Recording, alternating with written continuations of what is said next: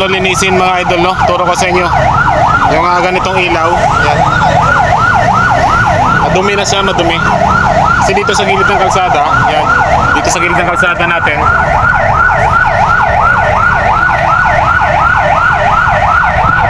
paano siya linisin, madumi, oh.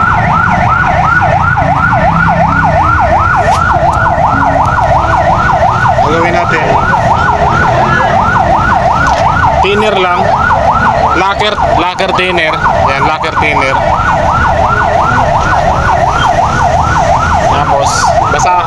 Tapos basahan. Yan, ganunin mo lang. Yan. Puti na siya, malinis na. Compare dito,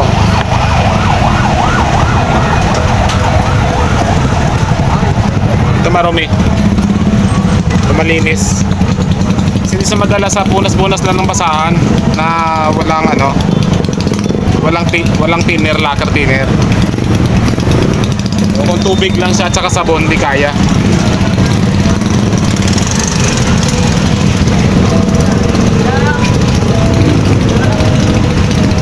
May puti na.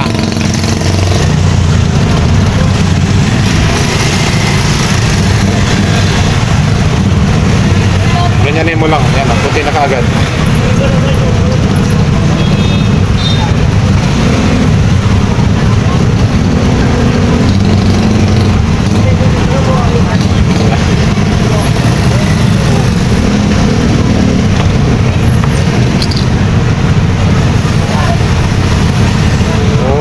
Continue lang ng pag-ganyan.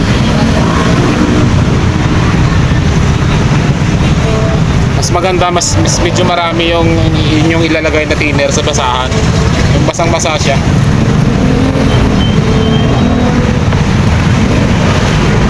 Ayan mo lang.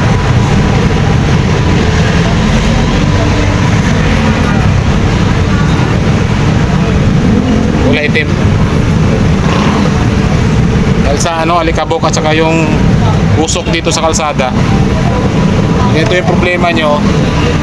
Ito na yung solusyon mga idol. Lacquer thinner lang.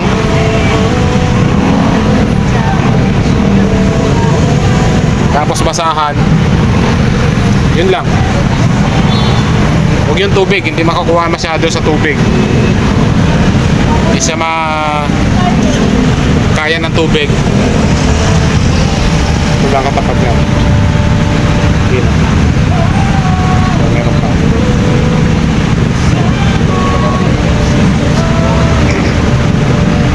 Karamihan ito sa mga cove lights o kaya dito sa outdoor sa pwesto ko.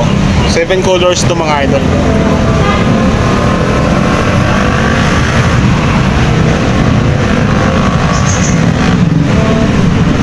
Yan. Puti na. Tsagaan mo lang talaga siya. Ang mahaba na, oh.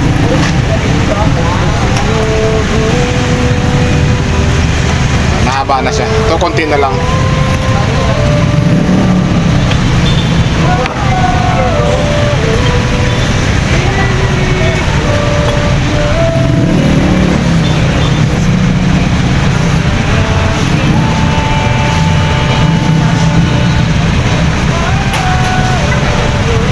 Ganunin mo lang siya.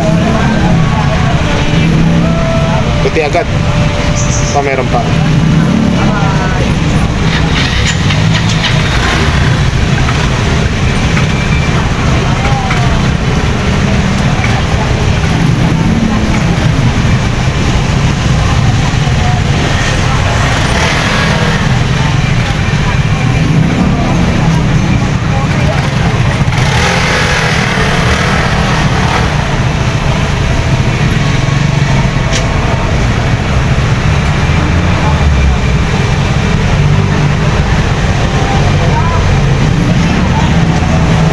Natin linisin kasi every year ay nagre-repaint tayo dito sa pesto.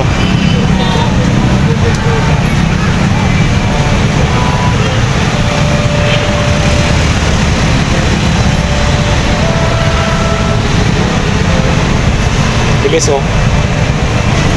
Bilis luminis.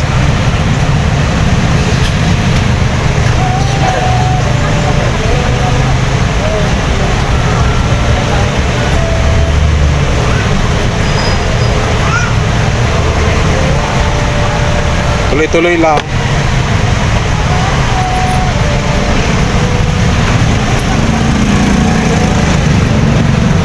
No, natapos na.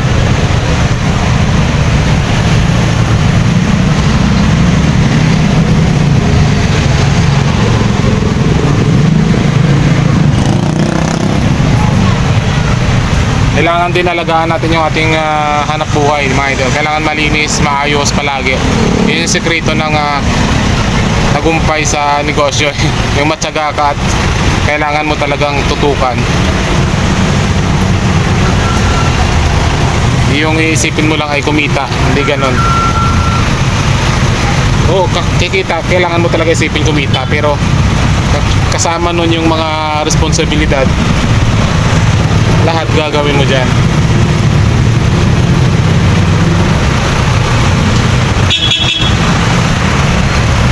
Linis na.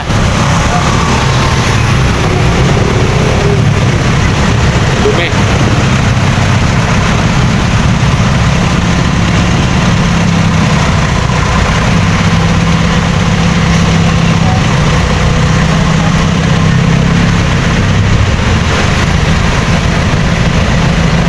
Bilis niya makatanggal ng dumi.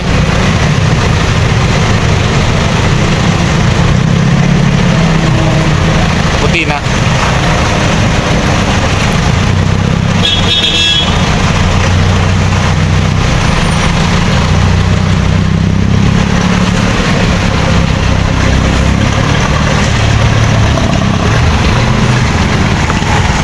Aba.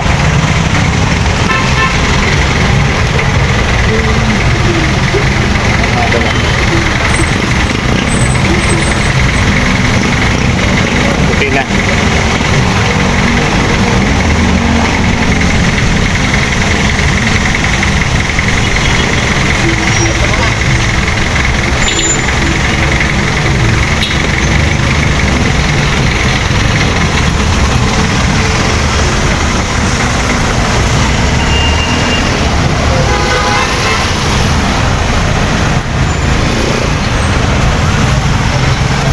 Final.